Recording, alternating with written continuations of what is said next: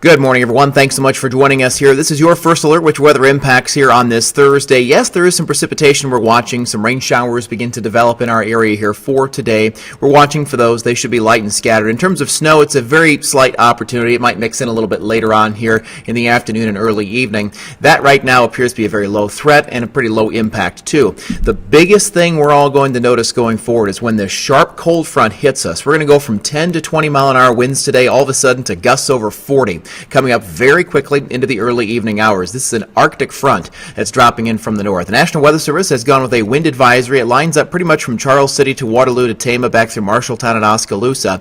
Gusts over 40 miles an hour are likely. This could be expanded to the east over time. We'll get to that wind forecast here shortly. Rainfall likely today. Southwest winds generally 20 to 30 miles an hour. And then we again expect those winds to really pick up some speed going into tonight. Here comes the scattered showers around the region here during the morning into the early to mid-afternoon hours as well. That rain-snow line continues to make steady progress to the south and east, but I think the moisture is pretty much going to outrun most of that, and so by the time we get to the early evening, whatever moisture is left might go to some flurries, but we don't expect anything to really stick around with this. The bigger ticket item, though, is certainly on the cold and on the wind. The rainfall forecast today, generally about a quarter to a half an inch. It's generally pretty light rainfall amounts, and given the fact that we don't really have much ground frost around, we should see this all soak in without too many concerns. Here are the wind gusts going forward. There's our cold front. This is 6 o'clock this evening, and you'll notice that that front is blowing through right about then. Watch some of these numbers here. We're talking over 40 miles an hour, maybe close to 50 at times here during the overnight and then right into the early morning hours of our St. Patrick's Day.